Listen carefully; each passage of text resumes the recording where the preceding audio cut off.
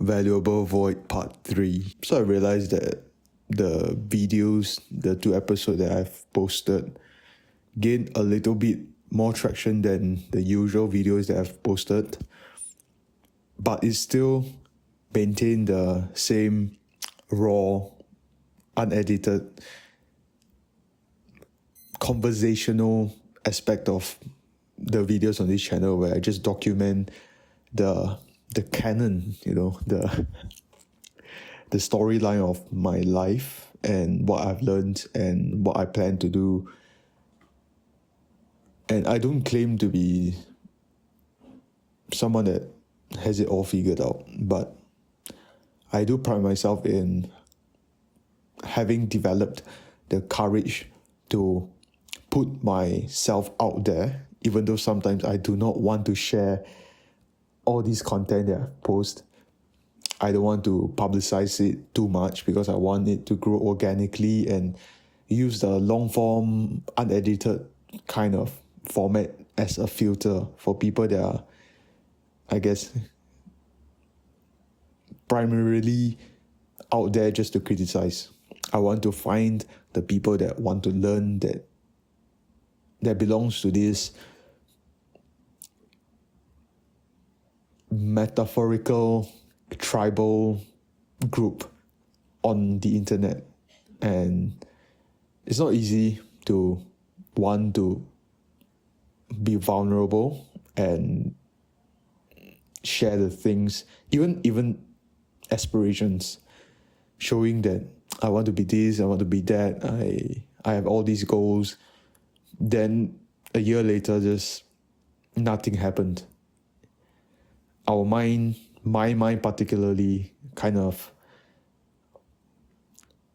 is afraid of judgment, even though in reality I know that not many people will actually care. They won't even remember about your goals and aspirations, because most people can't even keep theirs in focus in mind. Even if they judge you, they criticize you, they condemn you to the worst extent, it's only temporary, and it really wouldn't matter in the grand scheme of things. The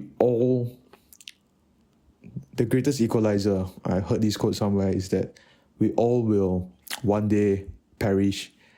Death is an equalizer. Mortality should be on our mind when we are afraid, because we all need to have a little bit more urgency, in the sense that we don't panic, but we grasp, we fully utilize the moments we have on earth, the health span, the lifespan, the vitality that we have, the energy in and energy out, to be placed, to spend our currency, time, attention, and effort, or you can call it energy, onto the things that matter, the things that we can provide to society, to the world, to keep the universe going, so that we make this life an adventure full of a lot of adventures. It's the concept from Jordan B. Peterson that I recently learned, and this his book,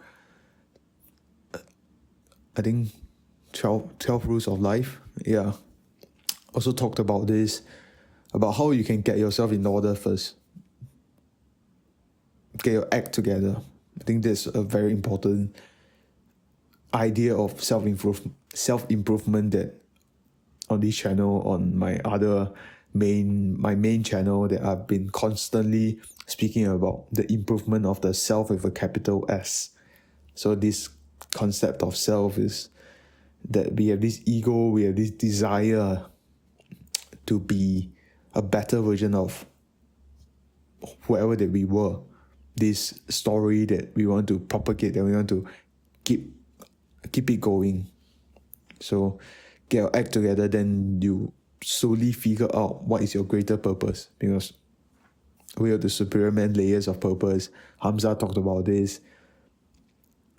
We have to be truthful, we have to have better character, because people imitate, and you won't gain respect if you're somebody that don't deserve that respect, if you don't have that character.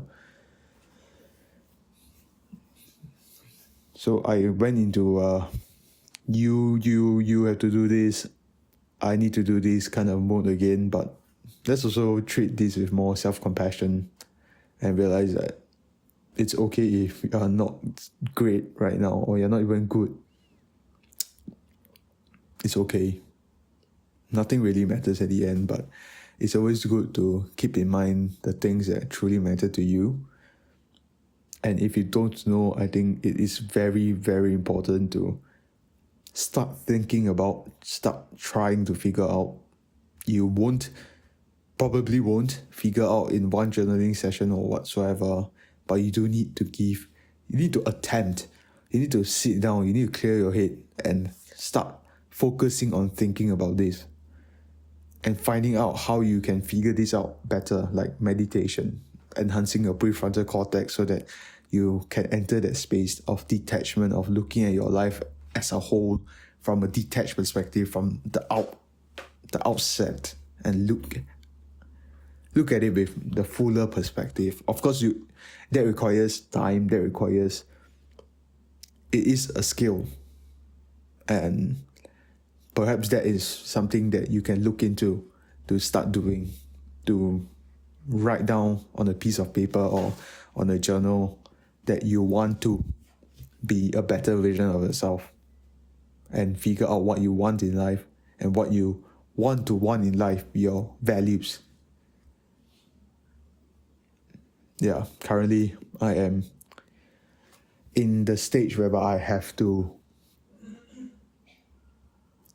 The main challenge that I currently need to find a solution for is organization of my environment, of my mental space in my head. What cues do I need before I pen everything down from my head onto a piece of paper? Next is my education. I'm currently pursuing a degree in psychology. How do I write notes? When do I do schoolwork? And how many hours can I afford to do? And what should I remove from the schedule, or the non-essentials? All these are part of organization that I need to systemize learning, to facilitate meaningful edification or education, or learning to improve, learning to be more competent so that I can serve myself, my family, and the world, humanity, human beings, or rather all sentient beings, to find the truth. Because psychology is a lot of theory when I'm as a degree now, because it's not advanced yet, it's not practical yet. It's a lot of theory, a lot of learning how to think and write and criticize and analyze as a scientist. The scientific method, the research methods. I'm currently learning about that, and it is not the most exciting, I gotta admit. It is not the most exciting, but it is part of the process, and I can find a way to make it meaningful and therefore exciting. The reason why I learned the scientific method is because it is the foundation. Imagine a tower that at the top is me being able to serve people at the highest level based on my interest, based on what I deem fulfilling. The feeling that after you get into a flow state and afterwards you realize, you look back at the situation, you're like, I did something great. I probably changed that person's life. And I learned something from this that can be used in the next occasion like this. And that feeling of contentment, of gratitude that you are given this opportunity, that everything seems so synchronized. I think that is something worth changing your life for.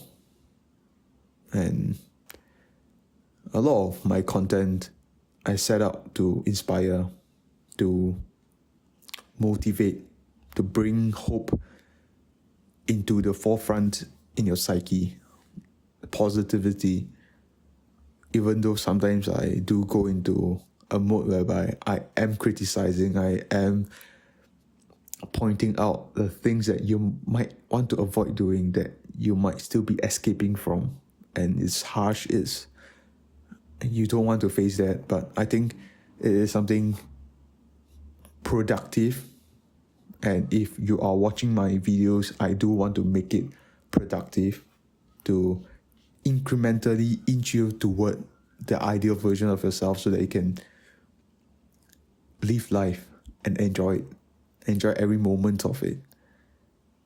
And I am figuring everything out myself. Like I said, the education part, organizing part, studying. And eventually, after I get everything in order for studies, next semester or maybe end of this semester, when everything seems to be settling down, I do want to start working as well, to get income, to gain experience, meet people.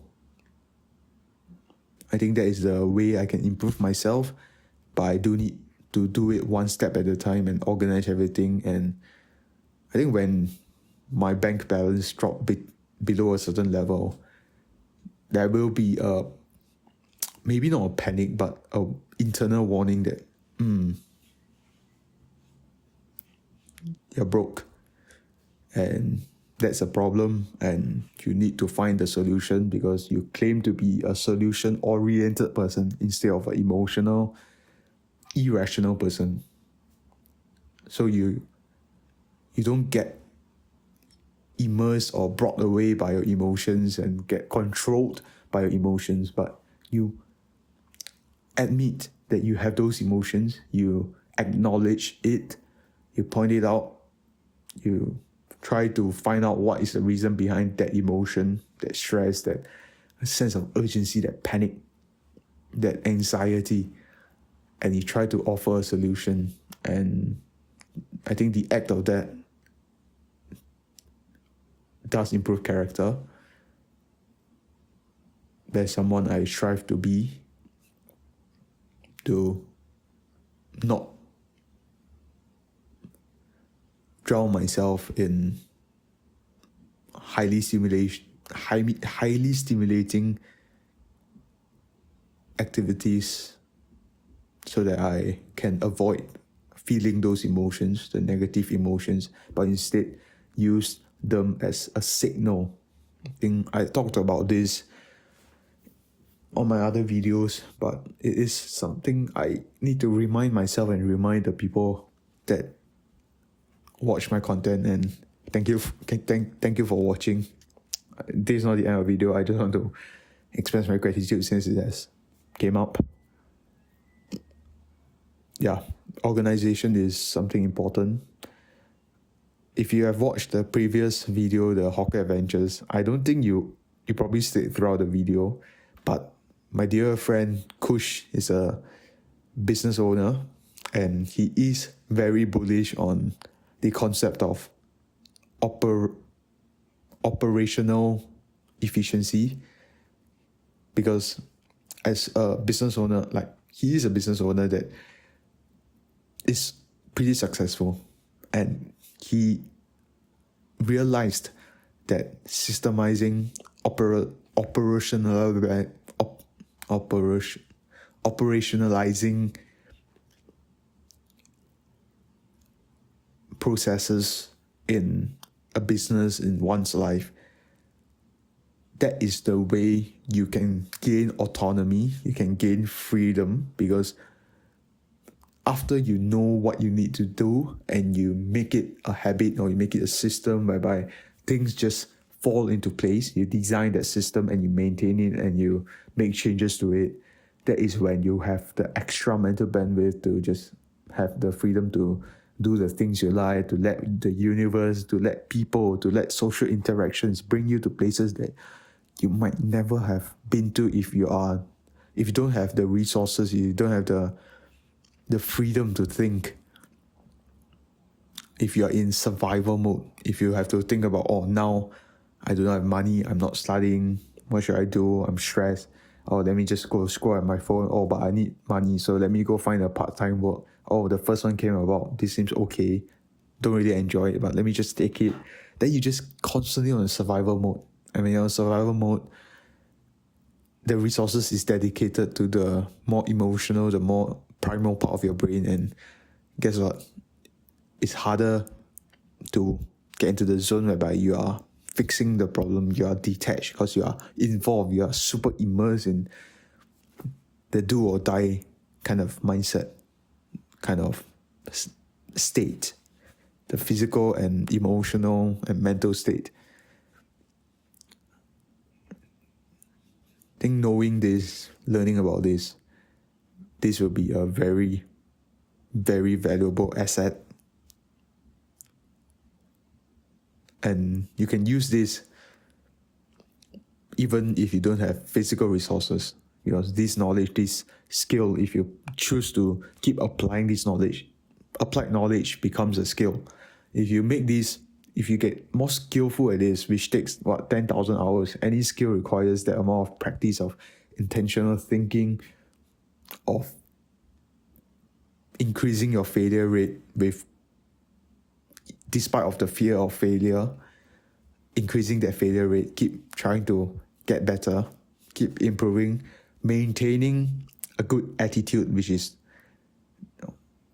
the criteria that you choose to, the criteria of choice of decisions and actions despite the outcome or because of the outcome. If you fail, if you have challenges, if you have adversity in your life, you face it with the phrase in your mind that I want to use this to make everybody better. And that starts by improving myself. Hold the intention, hold the attitude, and that will bring about the kind of value you have to everyone around you. And it will permeate into everything you do, your studies, your work, your family life, you as a romantic partner, you as a parent in the future, you as a son, you as a brother, you as a friend. I think what I talk about, what I try to organize verbally without a script today might be repeated, but I think I've packaged it well enough, and I hope you are able to receive my projection of this consciousness, of this whatever that I talk and thought about through the camera into you. And I am using my phone as a microphone because in the realm of video creation, having crispy, deep, intimate audio has a very, very intense effect, I would say, compared to a video with bad audio, into the retention and the trust that you build with the audience. Because if I sound like I am right beside you, speaking into your ears, speaking out right in front of the microphone, right at your eardrum with your speakers or whatever, that does increase retention of attention, and where you place attention will help you to increase the probability that you process this information. And I know I'm being very nerdy, and it's been about 20 minutes of filming this video. I do need to go to school now. Yeah. Hope that you guys enjoyed this video. And this is the third episode of my personal podcast, I guess. It's a spin-off from my Worthless Wisdom podcast with my co-host, Josiah. I just kind of turn it around and maintain the meaning, become valuable void, because void means nothing. Valuable. It's like is something valuable, but it's nothing. That there's a juxtaposition, there's the irony in it, similar to worthless wisdom, but turning it around. And yeah, thank you guys for your time, for your attention. See you guys in the next episode or the next video. Bye.